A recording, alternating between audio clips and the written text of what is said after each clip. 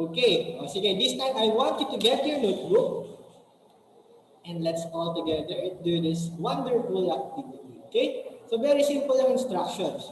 You will only draw a butterfly in your notebook and then color it in whatever way you want.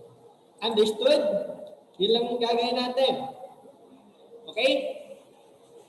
Would 5 minutes already suffice for that activity? Okay na ba yung 5 minutes? Kaya na ba magawa yan 5 minutes?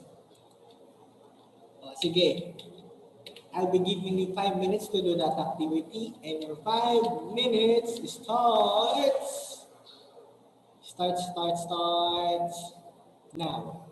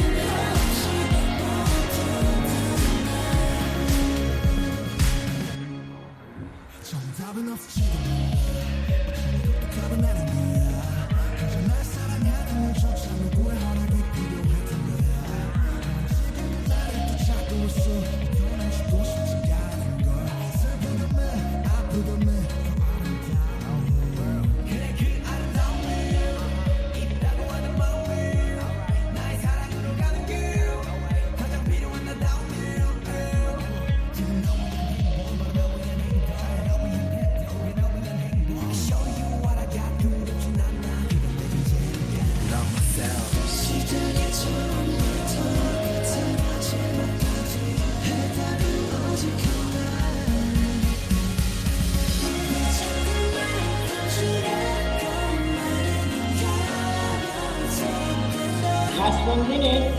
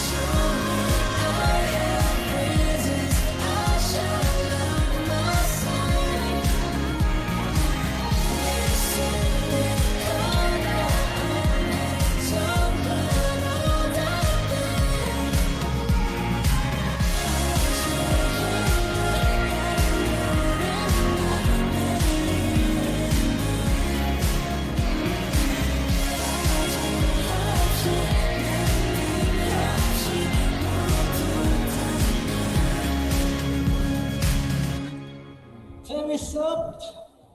Are you done? Not yet.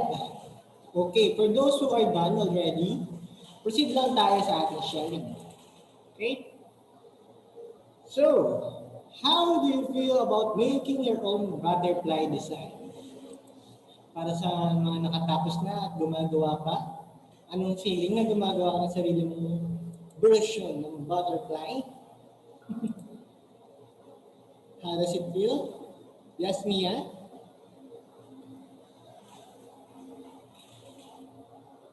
Mia? It's relaxing. Oh, it's relaxing. How about the others? How does it feel? Yes, Kian. Stress. What? You feel Stress. stressed? Okay. Okay. So, you see, iba-iba tayo na nararamdaman while drawing. How about JB? Calm. Calm. Right? Did I hear you right? Okay. How about the others? The others hindi pa tapos. Sige, while we're waiting for let me ask the second question. If you were to name it, what name would you give your butterfly? Ano ipapangalan niyo sa butterfly niyo? Sige, let me ask Damien. Stick fly. Because a stick, the stickman evolved into a stick butterfly. Stick butterfly. Okay. How about the others? Kia. Sky. Sky. Wow, ganda. How about for Mikay? Creative. Creative. How about Mia? Free fly. Oh, free fly. How about for Maddie?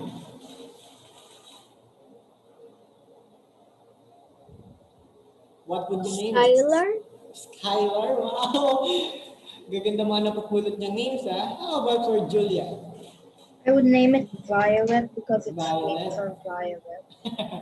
Okay, so talaga may basis yung name niya.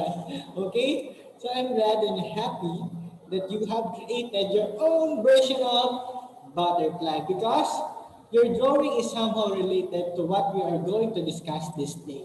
Okay, and what is it? Okay, the main reason why I asked you to do that it's because I want you to realize that you are like a real butterfly. Do you believe that? That you are all like a butterfly. Yung iba hindi ma-imagine, no? Butterfly? Ako? Wala akong pakpak. No. As what you can see in the picture, yan yung pinagkapareho niyo ng butterfly. You all go through a process. Right? Hindi naman porket gusto mong maging abogado, gusto mong maging police, gusto mong maging doktor, or lawyer ngayong araw, magiging lawyer ka na ngayong araw, no? Magiging doktor ka na ngayong araw, no? It won't happen. Just like the butterfly, you need to go through a certain process, okay?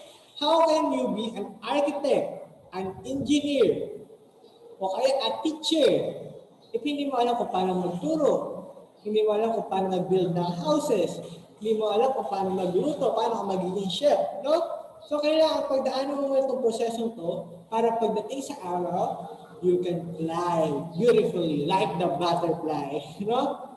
Talagang ma-achieve mo na kung ano yung dreams na meron ka. Okay? So, we undergo a certain process. And that might be difficult, no? So, isipin niyo yung butterfly, no? At tingin niyo madali yan, makulong siya sa loob ng cocoon for so many days. Siyempre hindi. Pero kailangan niya pagdaanan yun. Para paglabas niya, isa na siyang makulay at magandang butterfly. Okay? So let me ask you, what do you want to be when you grow up? What do you want to be when you grow up? Sige, let me ask you one by one. How about, let's start asking JB. JB, what do you want to be when you grow up? A pilot. Pilot. Why? I can see more of the world. Oh, that's amazing. How about Monica? A veterinarian Veterinarian. Why? because I love animals. Wow, because you love animals. How about Kiel? An actor, An actor. Why? because I want to entertain people. Oh, that's very nice. How about Luis? Francesca?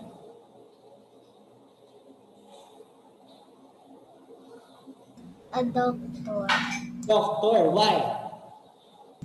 to save people's lives. That's very amazing to save people's lives. How about Mikay? Be a doctor Doctor also. Why? to cure sick people and help sick people. Okay.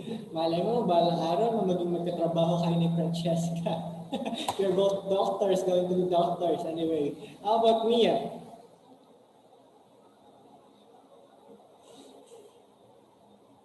Mia, what do you want to be? I want to be a vet Veterinarian also. Why? because I want to learn about animals. Oh, animals din. Kaya naman ni Monica kayo magiging magkatrabaho. How about Jetniel? JC? I want to be a pilot Pilot din. Oh, kayo naman ni JB magkatrabaho. Why? because I want to visit different countries. Oh, visit different countries. How about Damien? I want to become a champion basketball player Oh, that's amazing. Why? because basketball. I want to be like Michael Jordan. That's very incredible, Damien. How about Kian? Kian, choose one lang among your choices. Ano yung A pinaka- scientist. A scientist. Why? I want to discover mysteries in the world. Wow, very good, no? To discover mysteries in the world. How about Jaden? I want to be a fireman. Fireman. Wow, that's unique. Why? I want to save people. Wow, to save people also from fires. How about Nadi? An artist Why? because they draw almost like realistic pictures of people. Oh, so a graphic artist. That's very nice also. Thank you so much for that, Nadi. How about Julia? I want to be a vet A so I vet. can see all the different animals. Wow, that's nice. How about Glenson?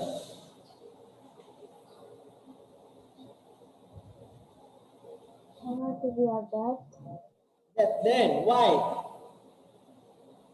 to cure all the sick pets.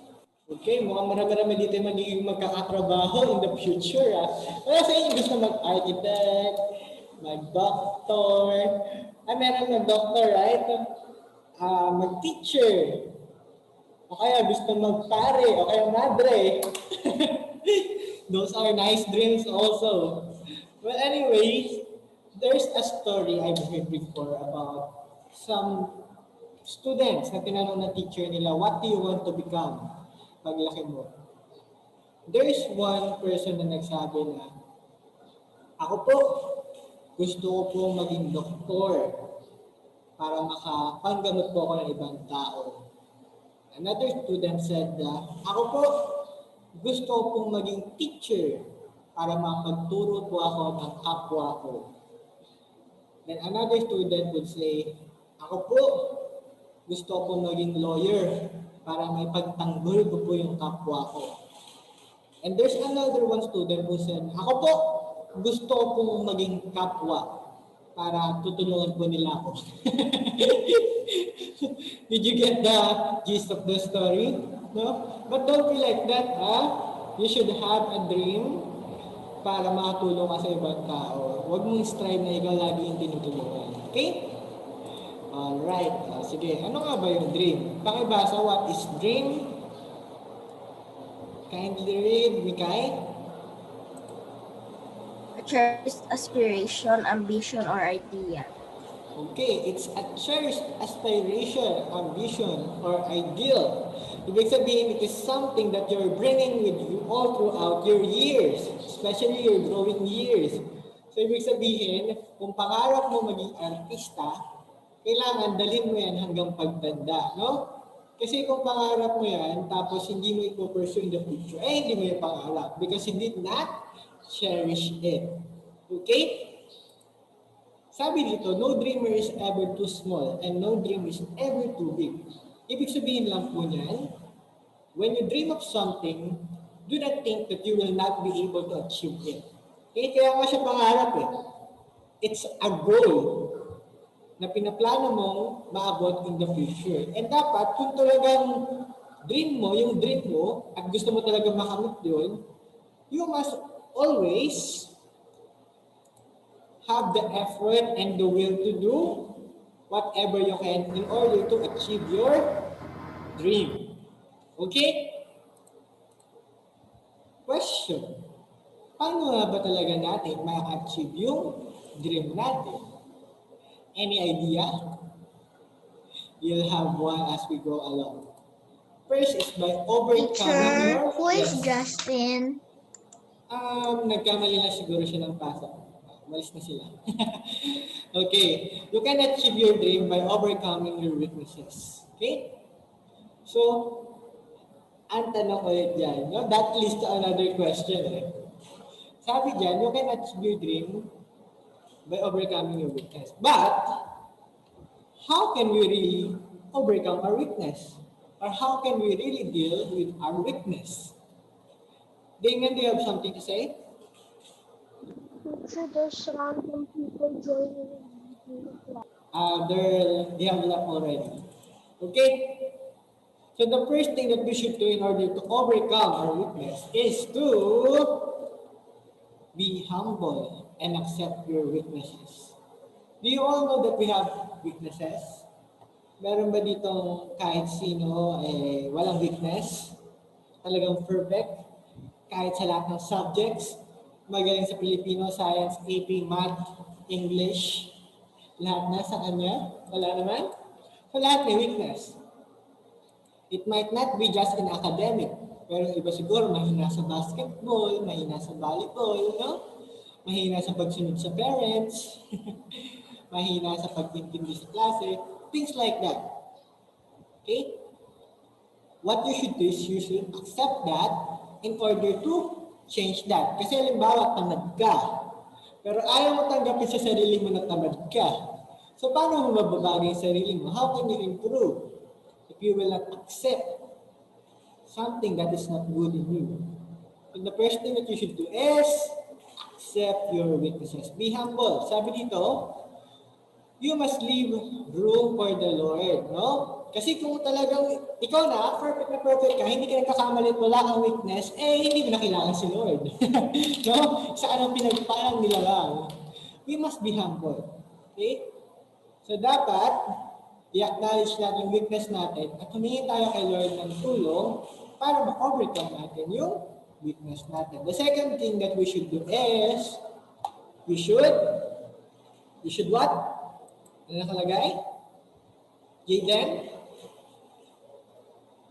Should appreciate yourself. Okay, you should appreciate yourself. Okay? Yung pinakaunang supporter ng sarili mo ay dapat ikaw din mismo. Kasi if you will not believe in yourself, how will other people believe in you? Okay? For example, sinasabi mo sa sarili mo, pangit ka mag-drawing, hindi ko kaya mag-drawing. Hindi ka talaga makakag-drawing. No? But if you will keep on believing on yourself, kaya ko to, aaralin ko to, malalagpasan ko to, magagawa ko to, then probably you will. Magagawa mo yun. Because you believe in yourself and you appreciated what you have. And you're thankful for that. Okay?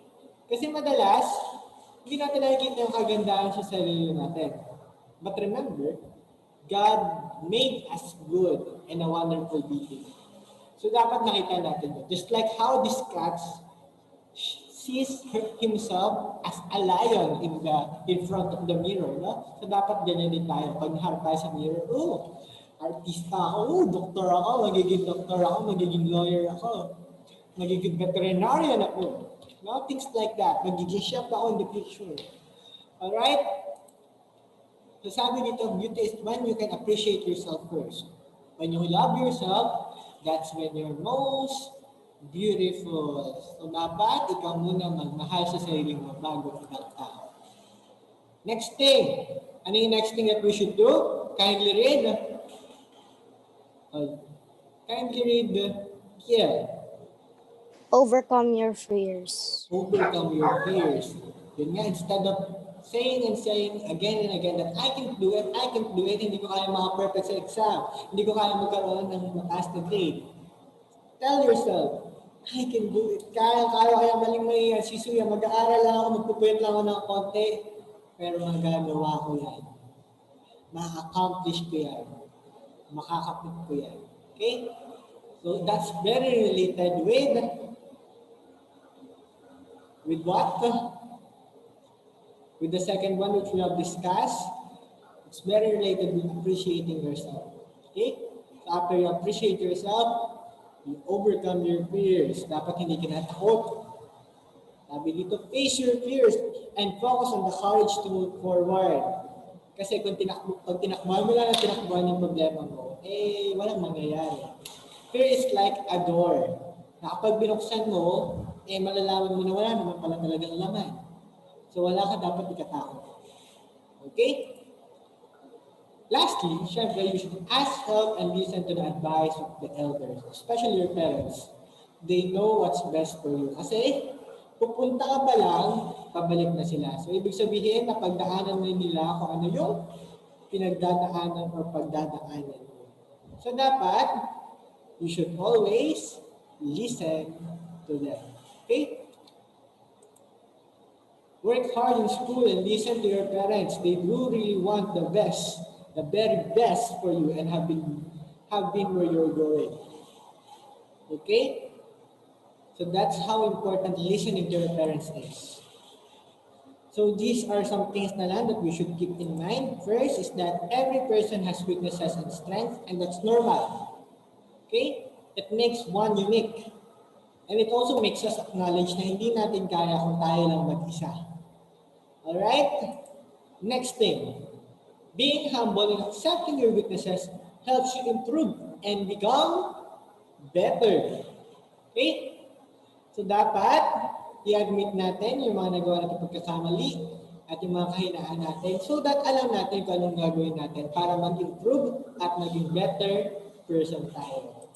And lastly, you must believe that in time, you can always overcome your weaknesses and fears. Okay? Kailangan nyo lang maging patient sa sarili mo. Trust the process. Okay? One day, you will also become like a real butterfly. Alright? So, that will be the end of our discussion for that. Please, kindly do na lang our activity for this module. Atong may dream, drawing lang kayo dyan kung anong gusto nyo paglaki nyo. And syempre, yung checklist natin. Don't forget. Are there any more questions? Clarifications? Violent reactions? None? So if there's none, I really hope that you enjoyed learning what we have discussed for today. And I wish you all the best for your upcoming exam next week. So that will be all for now. Thank you so much for listening. Goodbye and thank you everyone.